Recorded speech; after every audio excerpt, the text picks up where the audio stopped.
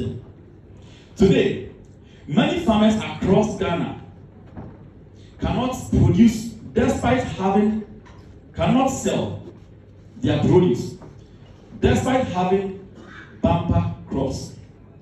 At the same time, educational institutions and vulnerable communities continue to experience shortages and supply disruptions.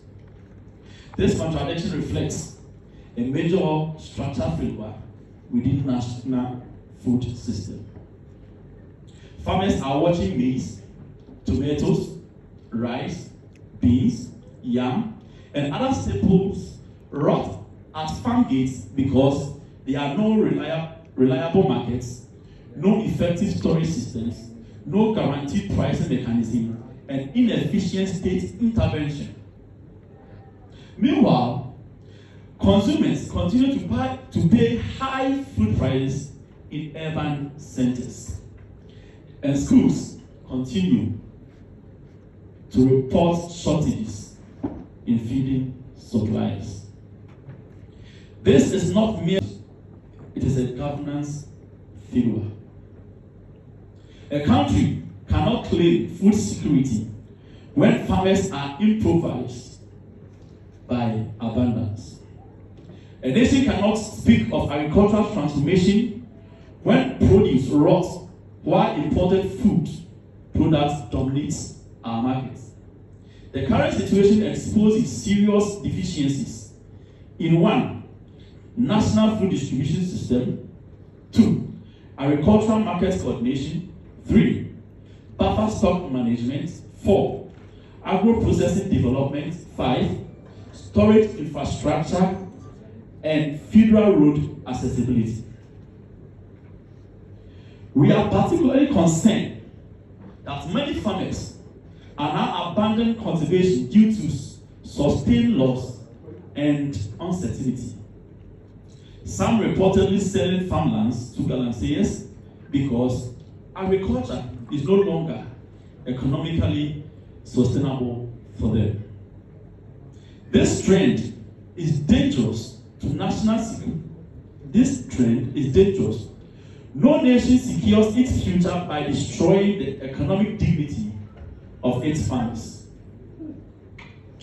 In further illustrating the scale of graphical spread of the food glut crisis, it is important to highlight specific farming communities and production zones across Ghana that significantly contribute to nation cereal and staple food output. The crisis cuts across multiple regions, affecting maize, rice, sorghum, and millets. The 4 principal cereal crops underpinning Ghana food security architecture. Now talking on major maize production areas. Maize remains Ghana's most widely cultivated cereal crop. The following regions and districts are among most significant producing zones currently affected by the glut crisis. And starting from the Ashanti region, we have Ejura Sekyere Odumase, one of the largest maize production belts in Ghana, supplying both domestic markets and cross-regional trade chains. We have Kwaman Nsuta, a key maize growing enclave with strong output volumes. We have Agogo, a well-established farming community contributing substantially to regional grain supply. And Drobonsu, an emerging maize production area with growing inter-district supply linkages. A productive farming zone supporting regional food supply chains. In the Bunu East region, Techiman, a critical commercial and agricultural hub, serving as a major grain distribution center. Kintampo, a high output maize production zone with strong inter-regional trade linkages. And at Atebubu, a productive farming community contributing significantly to regional cereal outputs. In the eastern region, Kwaru North, an important production zone in the eastern region's agricultural belt, we have the West Akim, Yilo Krobo, Fantiakwa, Brim North, Brim South, all contributing to both consumption and regional distribution network. Additionally, across the Kuno region previously highlighted, including German North, Asante Krom, German South, Yammansa, and Kwapem Doma East, continue to face severe post-harvest losses and weak market access.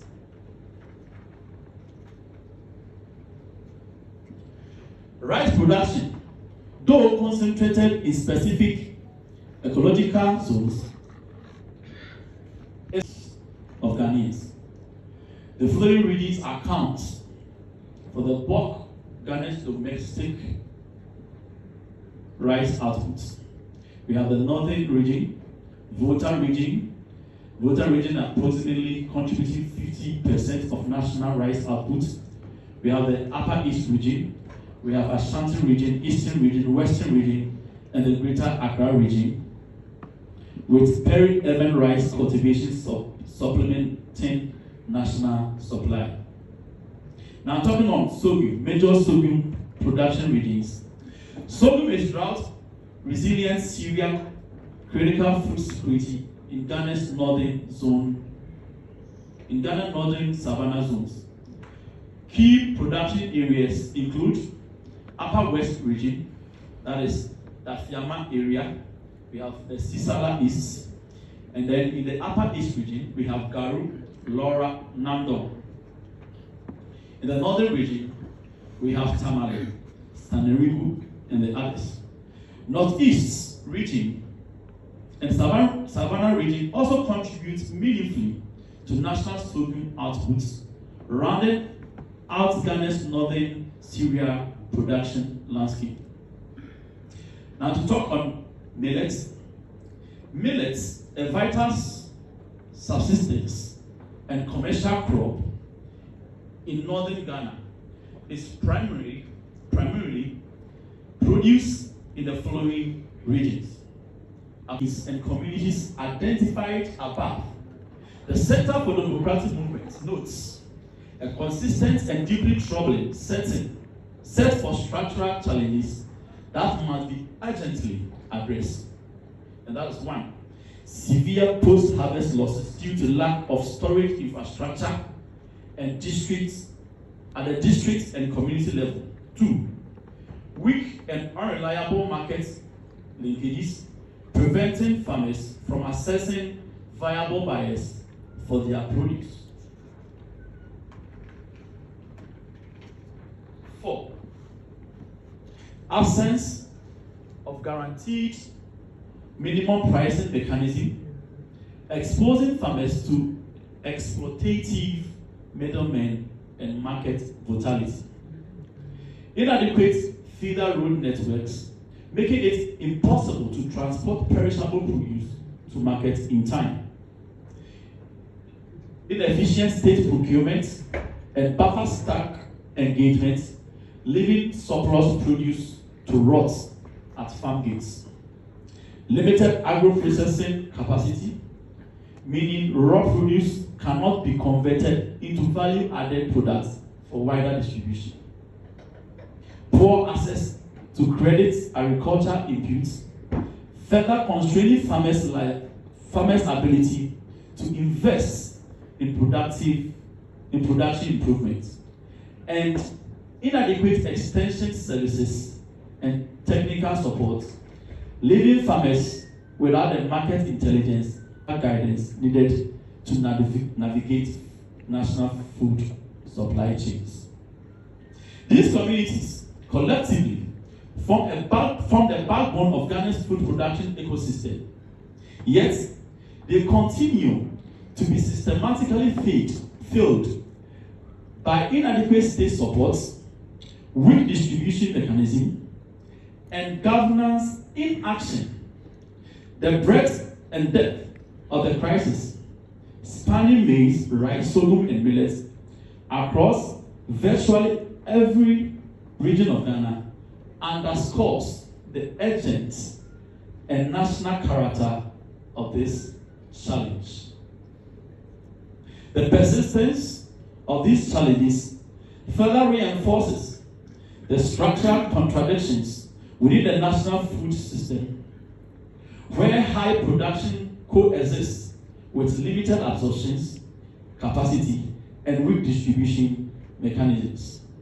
Beyond the troubling paradox of widespread food glut coexisting with hunger and rising food insecurity, the Center for Democratic Movement is compelled to highlight a deeper structural policy failure, the inability of governments to translate agricultural abundance and a coherent functional economic opportunity under 8 March published 24-hour economy agenda.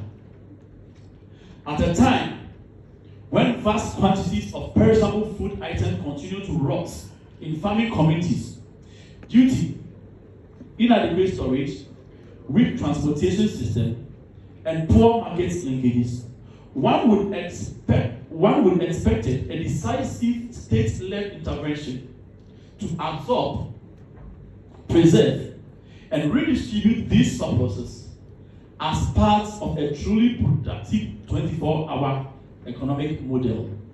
Instead, what we observe is this disproportionate emphasis on the rhetoric of 24-hour markets without the corresponding investments in the foundational logistics, aggregation centers, cold chain infrastructure, processing facilities, and inefficient distribution networks that make such a system viable.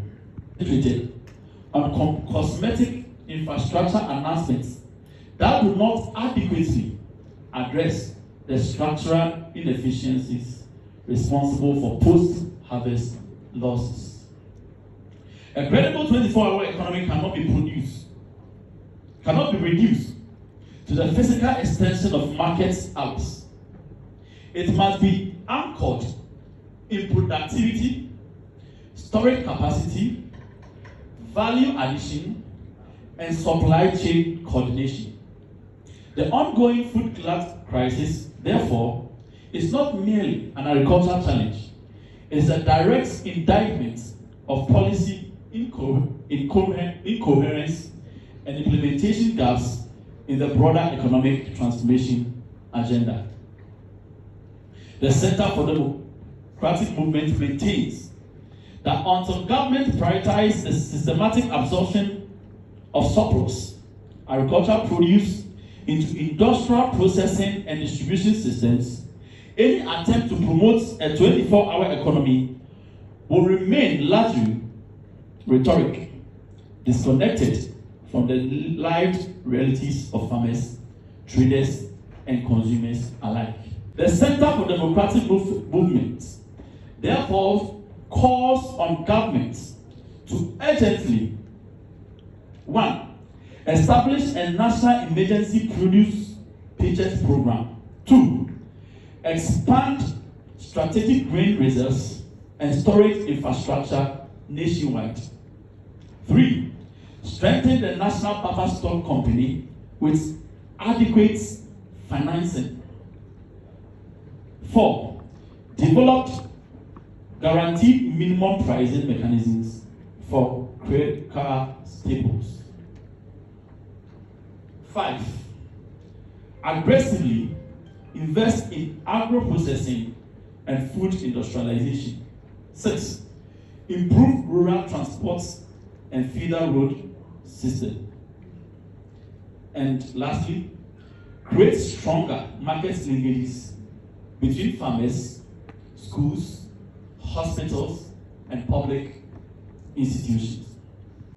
Through efficient systems, coordinated distribution, and strategic governance. Now to move on the cocoa crisis, and I would say that it's a threat to national economic stability.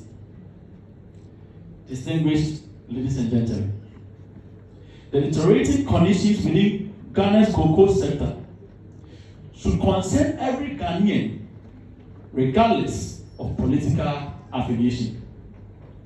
Cocoa remains one of the foundational pillars of Ghana's economy, foreign exchange generation, and rural employment base. Hence, the popular saying, cocoa is Ghana and Ghana is cocoa. Yet today, cocoa farmers are increasingly burdened by one, rising production costs, climate-related risk, declining productivity, delayed payments, liquidity challenges within licensed buying companies, and unfavorable producer pricing conditions.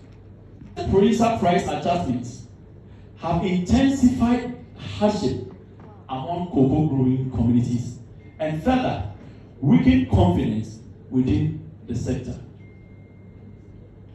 Distinguished ladies and gentlemen, beyond the broader structural challenges confronting Ghana's cocoa sector, it is equally important to objectively examine the historical trajectory of cocoa producer prices over the years and the policy decisions that have shaped farmer welfare.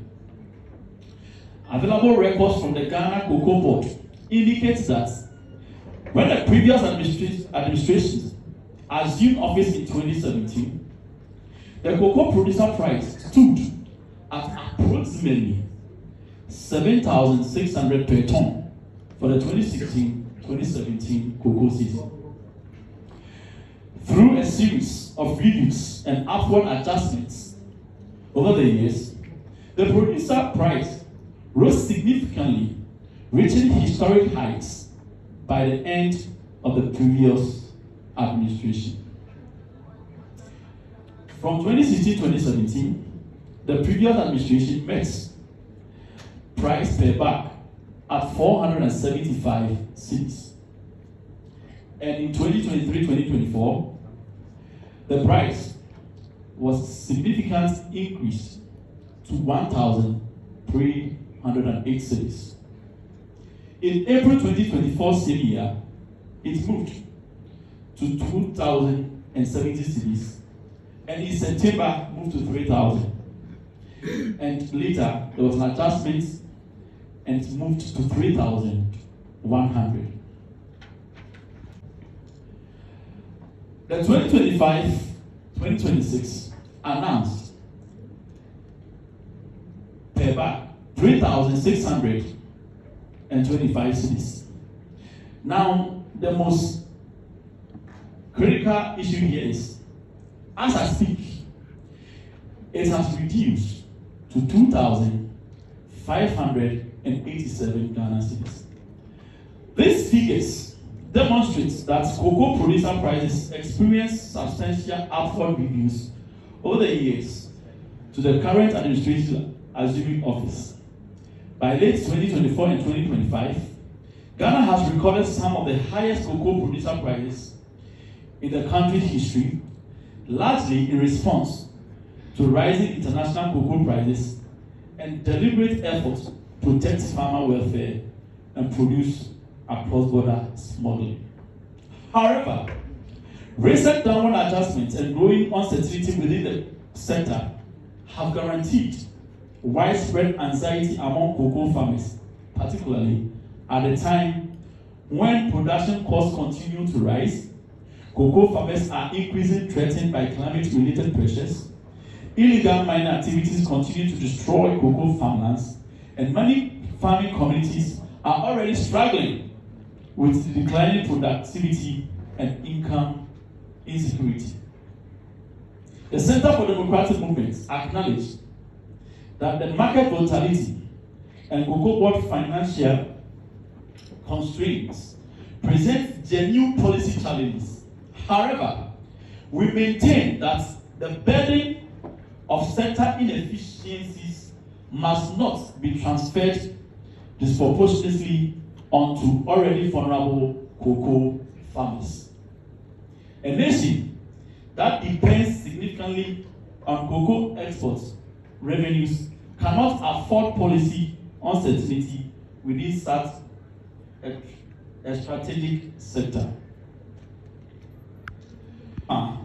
Must never become a forgotten victim of governance inconsistency, financial instability, and delayed institutional reforms. I repeat, the cocoa farmer must never become the forgotten victim of governance inconsistency, financial instability, and delayed institutional reforms. Indeed, if the current trend continues without stronger farmer protection measures, Ghana risk increased cocoa smuggling, declining cocoa production, rising rural poverty, and long-term weakening of one of the Ghana's most strategic economic sector. The time has therefore come for government to adopt a more transparent, stable, farmer-centered, and forward-looking policy framework capable of restoring confidence across the entire cocoa value chain. At the heart of this crisis lies a dangerous disconnect between policy decision making and the lived realities of farmers.